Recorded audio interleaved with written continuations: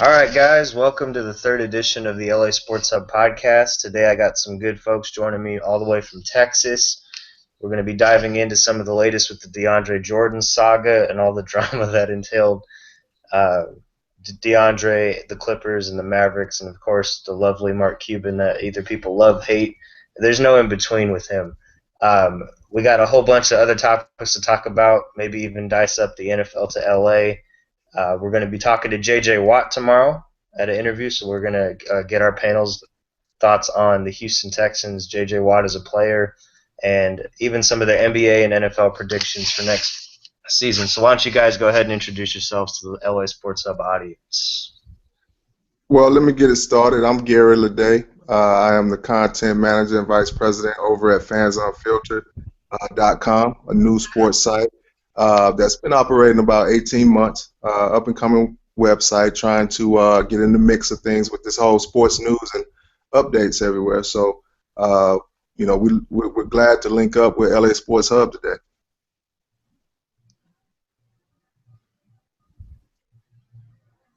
We also have Derek Ballard on the line, but he's having a little bit of connection issues, so if he's in and out of the podcast, that's why. Derek, are you there? Yeah, What do you do with yeah, Fans and Unfiltered? I'm Derek Bellard. I'm the business and marketing vice president for fansunfiltered.com. And like Gary said, we're happy to be here today with LA Sports Hub. Big shout out to Keith and the whole LA Sports Hub family. And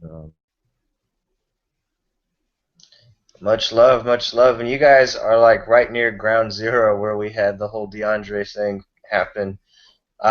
He agreed verbally to sign with the Dallas Mavericks. The entire world of basketball thought he was leaving LA to go. I think it was a 4-year, $80 million plan to go join Dallas and Mark Cuban and company. And then he flips a switch last second. It's something out of a movie. You have all these Clippers organization members fly to DeAndre's home in Houston to go and sweet talk him into coming back to the city of Angels.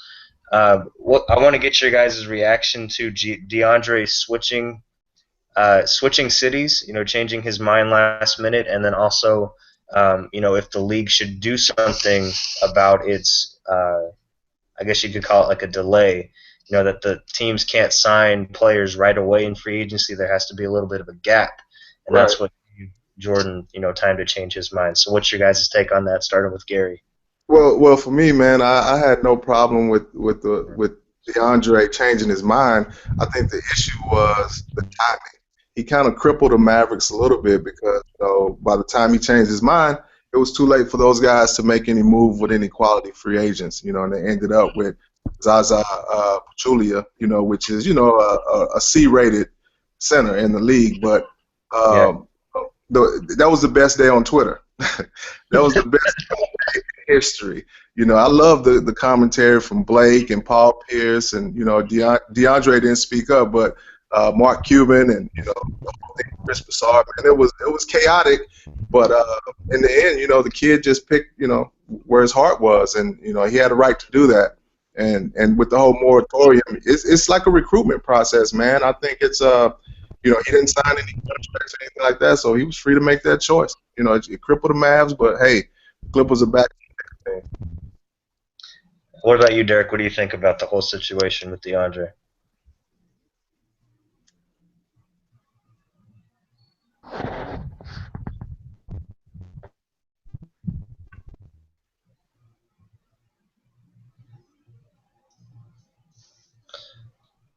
Seems like he's glitching out again. So Gary, um, so do you think that this entire debacle, they're totally going to make a TV series out of this whole thing?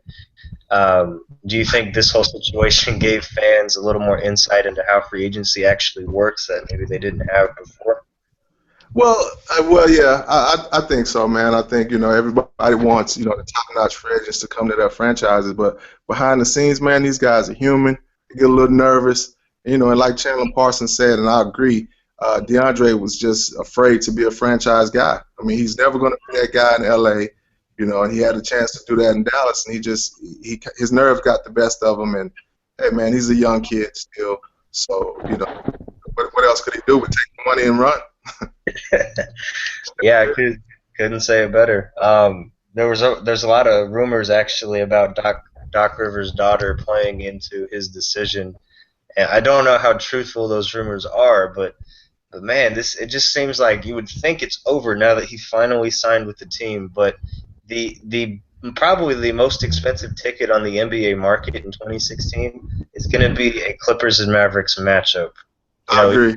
Even if it's just like one game during the regular season, which won't be one game, but like even if it just were, that game itself would probably set ratings records, price records, and you're going to have a whole lot of broke people in Dallas witnessing probably the most epic fan player battle. It's probably going to be worse than Ron Artest in the Palace. I'm thinking that's like the closest comparison I can think. I don't think he'll run off into the stands and punch a fan or anything, but nothing like those glory days. Yeah, that's a pretty good comparison. I can agree with that. I think if the NBA was smart, they put that game on Christmas Day, man. That should be the Christmas Day game. And I think Dallas fans are going to really let DeAndre have it. He already has problems shooting free throws, but the noise is going to be deafening in Dallas. He's not going to be able to hit free throws for sure, man. So he's going to get a lot of coal in his stocking from that arena. Exactly. Let's see, what else would be good to ask about? I think I'm personally not a Clippers fan. I'm a Lakers guy. But I think that this just is another distraction for the Clippers moving into the next season because there's no way they're going to get the giant off their back from losing to the Rockets the way that they did. Going up 3-1, having it in the bag, literally handed to them in Game 6, and then blowing that as well. Now they have to worry about even keeping the players around DeAndre when his contract expires. Yeah. But over in Texas, man, what do you think of the Houston Rockets and Dallas Mavericks heading into next year? Well, man, I think the Rockets, man, they set themselves up pretty good. I think a lot of the issues with the Rockets last year ended in injury. They lost Monte Eunice, Terrence Jones for a lot of games, and also Pat Beverly, who missed all of the playoffs. So I think the Rockets, man, they signed Marcus Thornton today, so that's some instant offense off the bench. So that'll help them out a lot as far as trying to take that next step. It's all about the growth of James Harden with the Rockets, though. And as far as the Mavericks go, I think they kind of saved themselves a little bit with Darren Williams, who's supposed to be joining the Mavericks this week, and Pachulia, for some size. But I think the fact that they lost out on DeAndre and also have to give up their first-round pick to the Celtics if it's outside the top 7, man, that's pretty tough. And I think the Mavs, they'll probably either battle for the 8th to 10th spot. They'll try to fight their way into the playoffs. But, hey, man, they're rebuilding in Dallas. Always good to get on the rebuild. One team in the Western Conference that has to be living up to its depressing stereotype would be the Portland Trailblazers right now. Poor Damian Lillard had everybody else leave him. Yeah. They're one of my teams that I had going far in the last year's playoffs. I had them reaching the conference finals, but that didn't work close to happening. But what would you say are two teams, one from the East and one from the West, that you see doing good next year that are like a surprise team? Well, not really a surprise team. Let me start with the East, man. I think the Miami Heat have rebuilt on the fly very well, man. I mean, you saw, Chris Bosh and Wade, if they come back healthy with a young, Hassan Whiteside in the middle, impressed last year, and then you got lucky, extremely lucky with Justice Winslow falling into your lap, and he played with Luol Deng, and they'll probably put together a solid team, man. They're really deep right now, so I look for the Heat to surprise in the East a little bit, challenge the the Cavs for the Eastern Conference. On the West, I really like what the Lakers are capable of, but I don't know if they're too young right now, and everything still, depends on Kobe Bryant. But I'm going to say LA, man. If Julius Randle can come back in Kentucky mode, I think he's going to surprise a little bit. They'll battle. You know, I don't think they'll be at the top of the West, but I think they'll ease into the playoffs, and it may surprise some people. I think they made the right move taking Russell over Okafor just from like what we've seen in summer league. He's one of our writers made the note.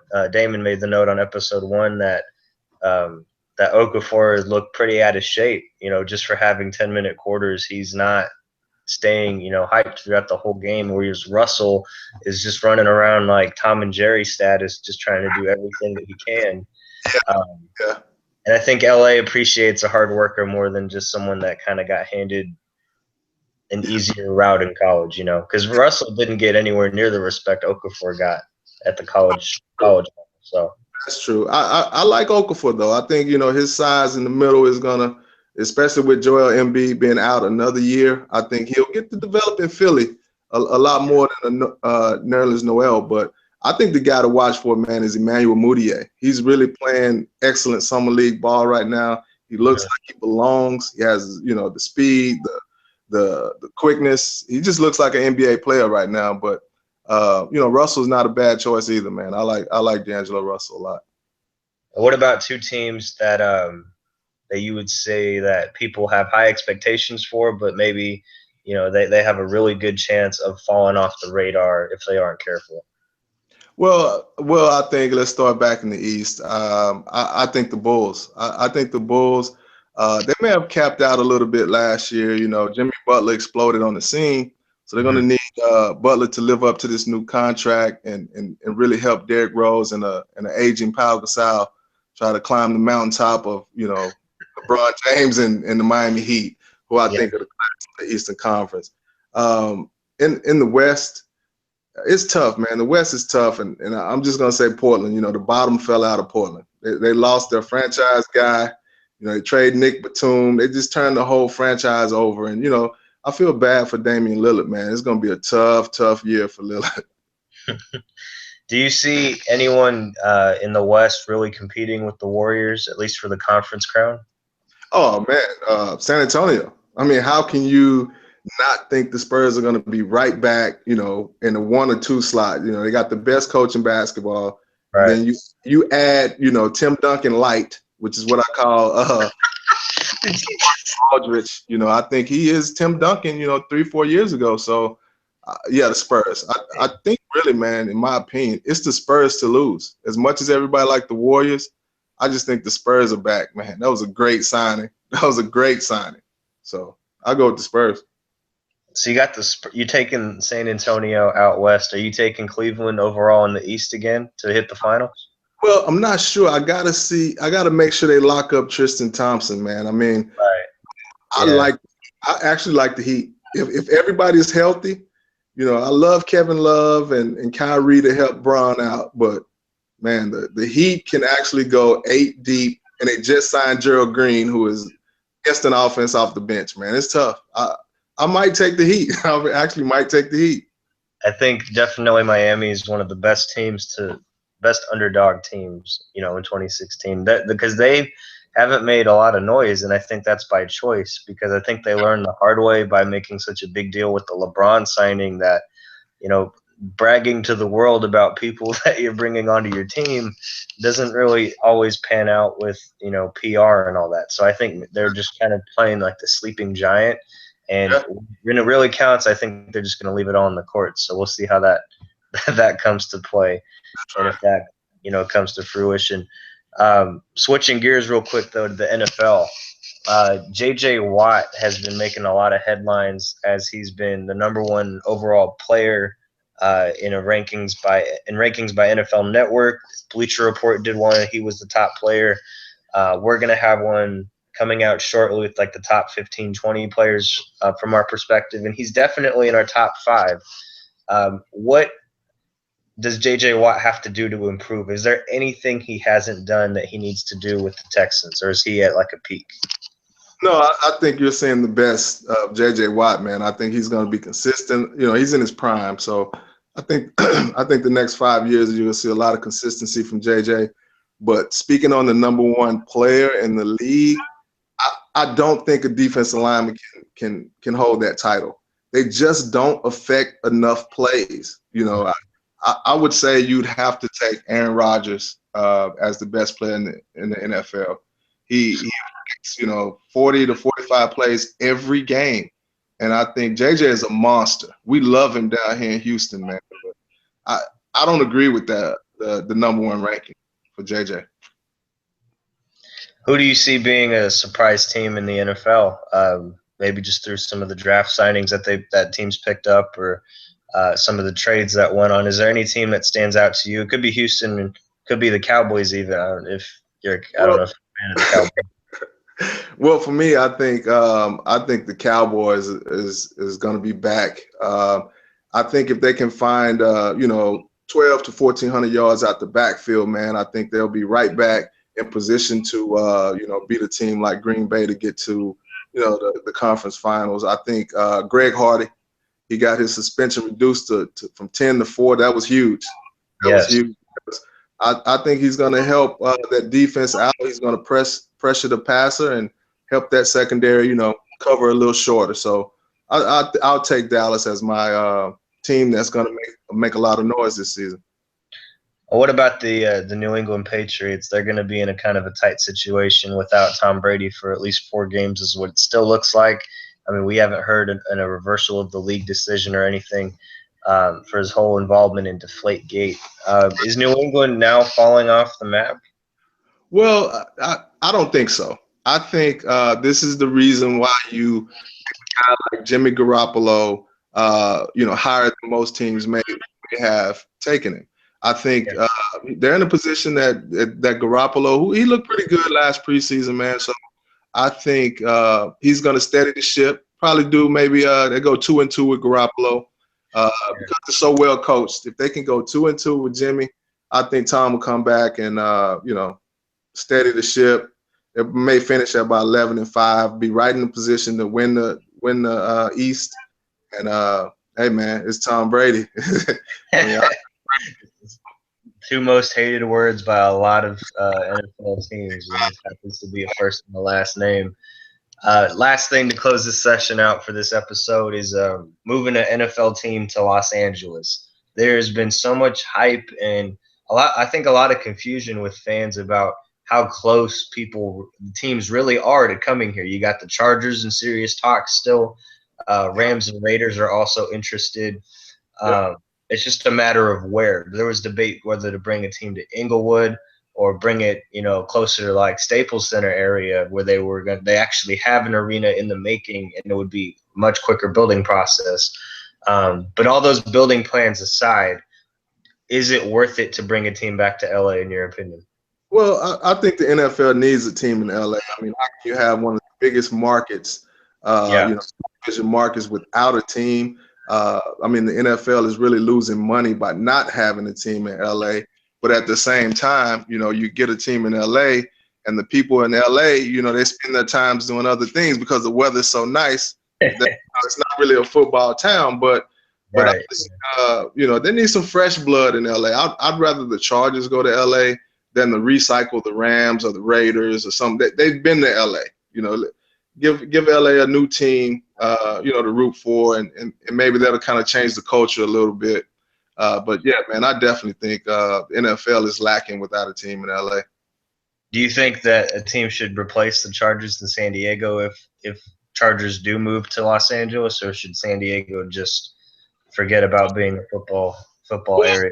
San Diego really doesn't strike me as a rabid, football town. I do know they support the Chargers, and in the Tomlinson years, they would go see LT out there. But and I mean, I would like to see how the league would just move maybe San Diego to LA and see how San Diego does without a team. I don't know if they deserve a team, but I definitely think LA is too populated to not have a football team.